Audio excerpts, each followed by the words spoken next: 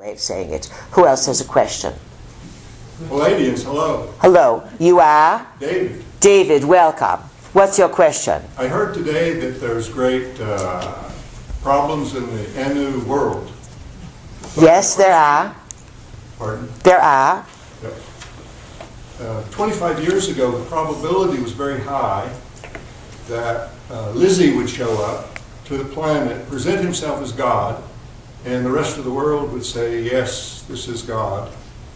Has that probability changed? Where did that probability come from? Us, I guess. We are not clear on what you are asking at all.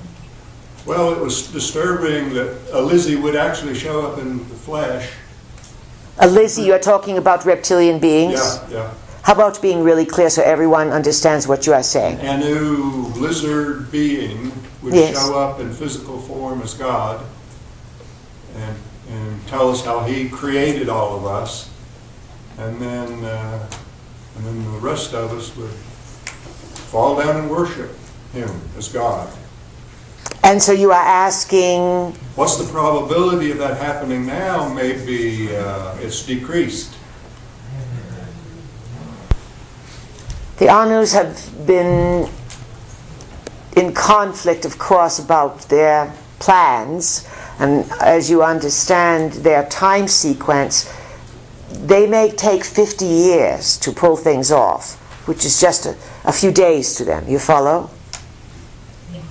15 years is a day and a half. So 50 years is not long, but you could be long gone by the time they fulfill some of their agendas. What we can say is that by 2027, it appears that the systems that you have been a part of are completely poofed. That there will be depopulation, conflicts, perhaps governmental overthrows, perhaps so much turmoil that it's difficult to see at this point how the props will come out.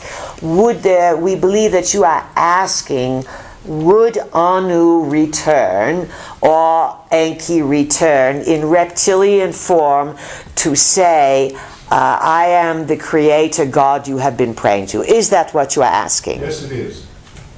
All right, it took us a while to get that out there. It's probable, yes, it's probable. It's probable. Would you be prepared for it? No, not at all.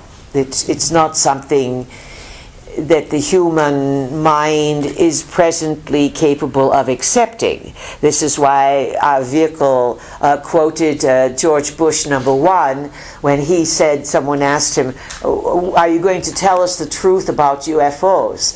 And he said, the people of Earth are not ready for it. That's a big indication.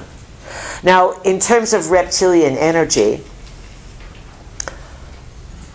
the big honcho, the big in charge being that all people worship and turn to for thousands of years in China was the dragon. All over the Far East, it is the reptiles and the dragons. The dragon is how it is appeared, the dragon. Look today at how many people, men and women, have begun to cover their body with what you call paintings, permanent paintings, that have a sort of a reptilian feel to them. Some of them literally have scale-like images implied. There is definitely a raising of this serpent reptilian awareness. The gods of South America, Anunnaki, of course, one of the sons of Enki of Africa, Enki's son Ningishzida,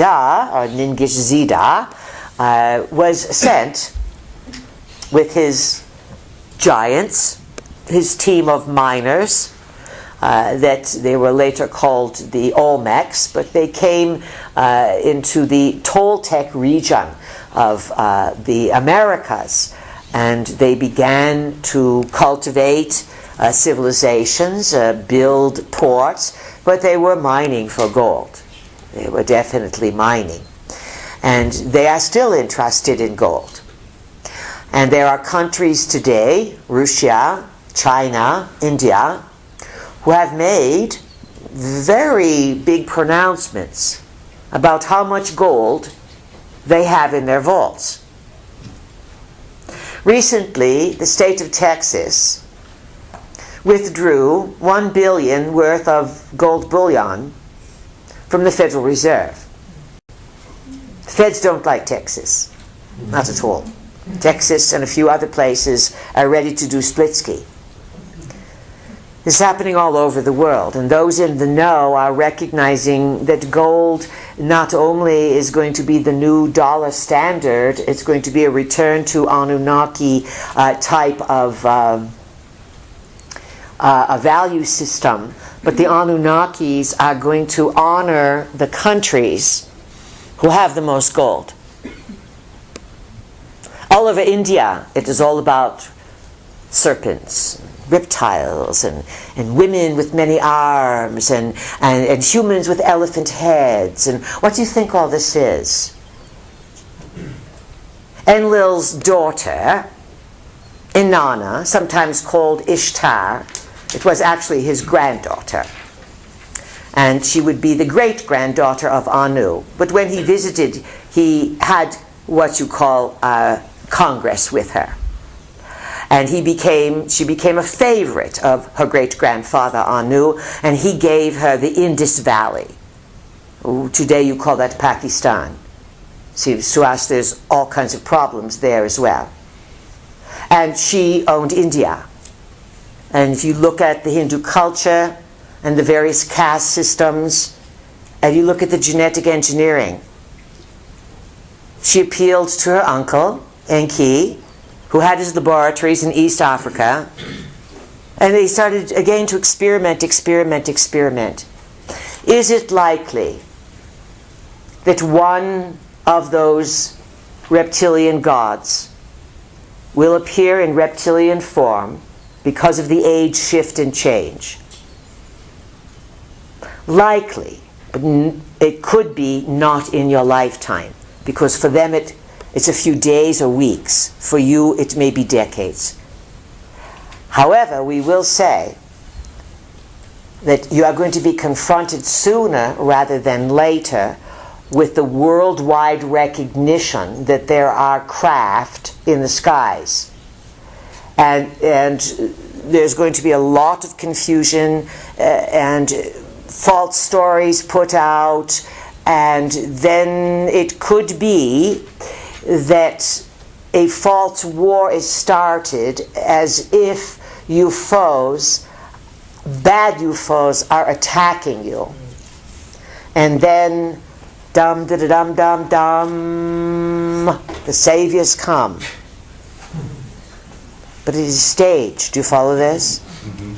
Because in some way, some of these Anunnakis know that it's time to have revelation. And they can do things. They can mess things up in an extraordinary way. But they can fix things very quickly if they want to. Yet they still need humans to do their work on Earth, to build for them, to put this in place. It seems to us that you have had in your Neptunian glamours, you call them films and TV shows, but they are all set to confuse you and entertain you, that there have been reptilian beings portrayed as kings, yes? Yes. And as gods and regal beings. This is all preparation and revelation of the method. But yet, will it all come down? Everything now is a wild card. And even the Anus are not sure if their plans are going to be implemented, because they rely on humans to implement them. And if there's one characteristic that all you humans have in common, it's your saving grace. You are totally unpredictable. You can be those stuck cows in the field for millions of years, and then suddenly you decide to stand up on your hind legs. This is what keeps you so valuable and yet a befuddlement to many celestials. All right, that question we trust is addressed. Who else?